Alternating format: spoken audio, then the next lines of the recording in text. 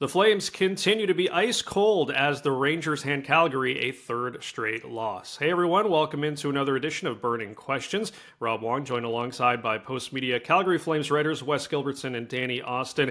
Guys, it's been a rough go to say the least for the Flames as they've dropped 5 of their last 6 since their season opening win. Danny, we'll begin with you. It is the million-dollar question right now. What's gone wrong for the Flames?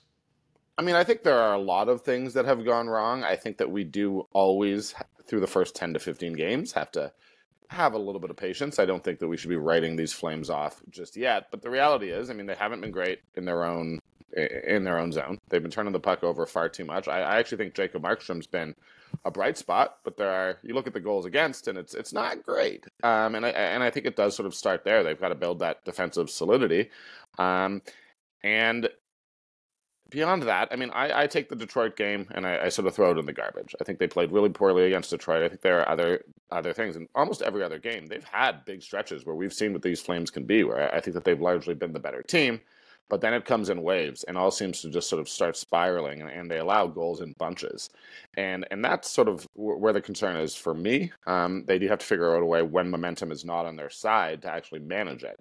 There are a ton of extenuating factors right now. I'm sure they're going to be happy to see Jacob Pelletier back down the road. Rasmus Anderson, who I'm sure we're going to talk about. But the reality is this team just isn't clicking right now. And it is early. And I think that right now there is a negativity that has carried over a little bit from last year when it comes to the fan base. So this hasn't been great. It also hasn't been the end of the world, but it sure feels like it has. I think both the biggest reason for concern and maybe, for a Flames fan, the biggest reason for optimism is that an easier question to answer would be what's going right for the Flames, because it's a pretty short list.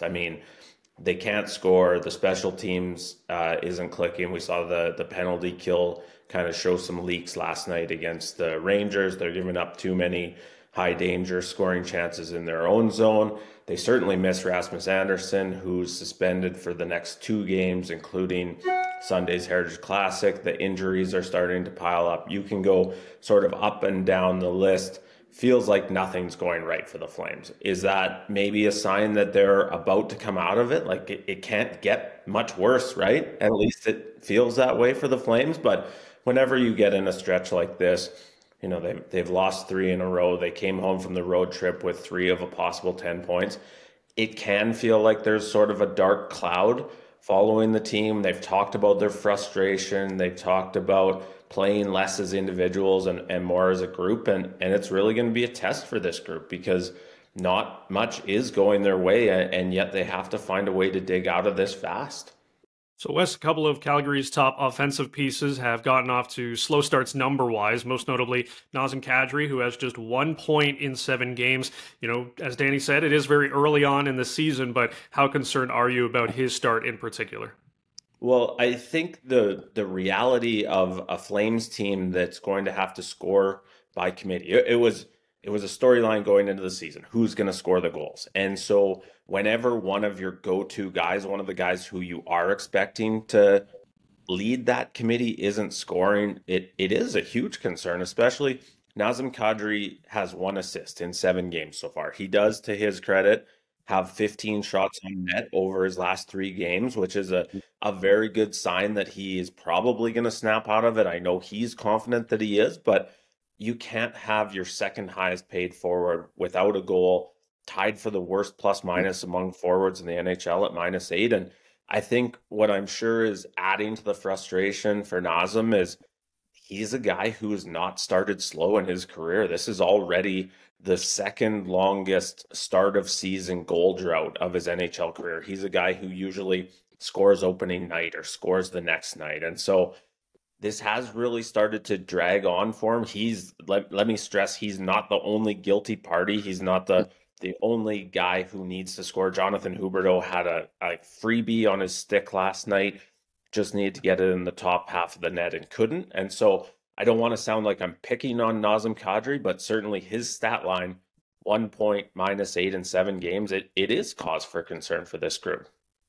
Yeah, and I don't want to just echo what Wes said, except I agree with every single thing that he said. So, I hope this isn't too repetitive, but I do think, if you are on social media or around Calgary. I mean, Kadri is the one who fans have begun to zone in on a little bit. He is a little bit the scapegoat right now, and unfortunately, I mean, that's sort of with good reason. You're getting paid that much. People want accountability when you're not performing, and I don't necessarily feel like people think that they've seen that accountability, or at least that public leadership. There's been a difference between guys like Coleman, who spoke after the Rangers game, coming out and saying, "I'm pissed off," versus Kadri, who said, "Look, it's the bounces aren't going my way. It's going to come around." And I think there's a little bit of frustration with that. So the messaging is part of it. But I mean, like Wes said, this is the second highest paid forward on this team. This is the second line center. This was a guy who, they traded Sean Monahan in a round pick basically to make space for Nazem Kadri. So he is considered a big part of the core and a big part of the future. And you need those guys producing. And, it was just, I watched that Rangers game last night, and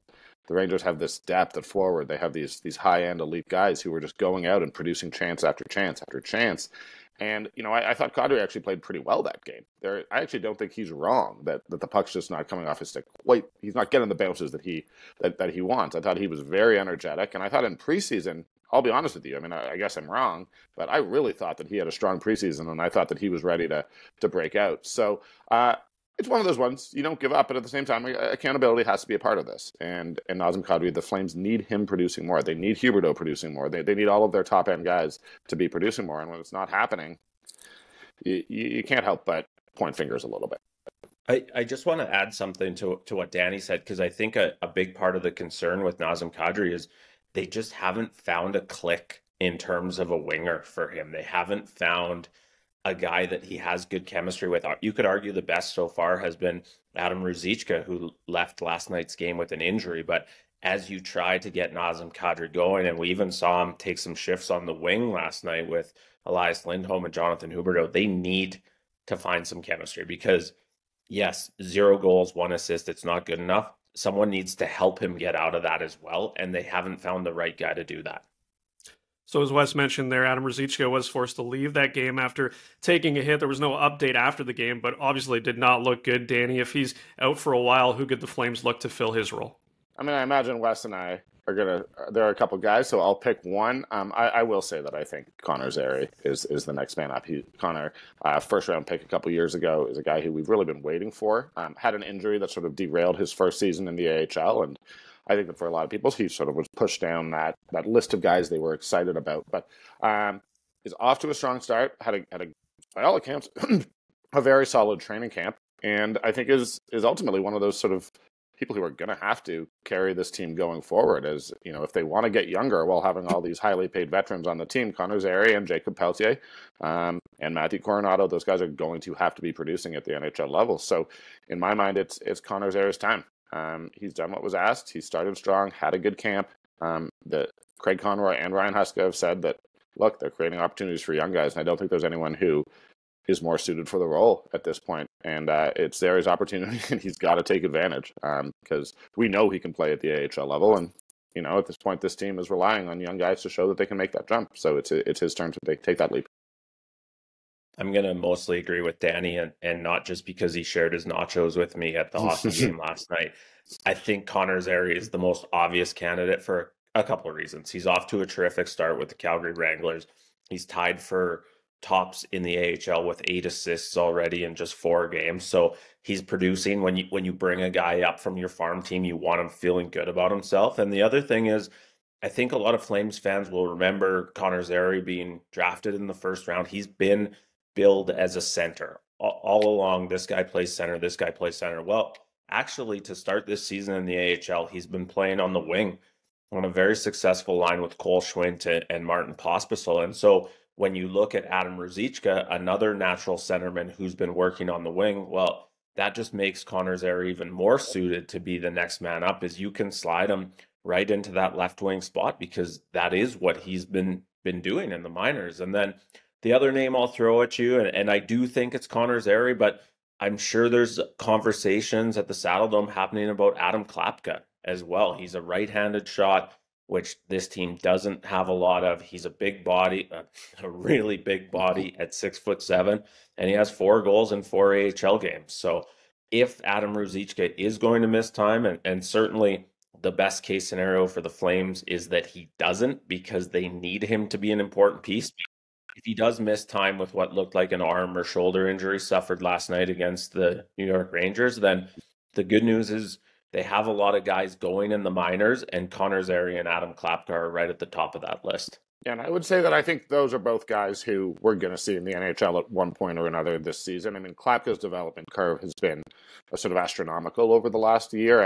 I do know that Mitch Love had talked about that. You know, he came in at the beginning of last season with the Wranglers and was one thing and was a completely different thing by the time the playoffs started, and then really impressed people early in training camp this year. So both of those guys are guys to watch. Yep, I think at this point, the Flames will take anything to help turn their season around. As always, leave your thoughts in the comments section below or email us at calgaryflames@postmedia.com. For Wes Gilbertson and Danny Austin, I'm Rob Wong. Thanks for tuning in, and we'll talk to you next time on another Burning Questions.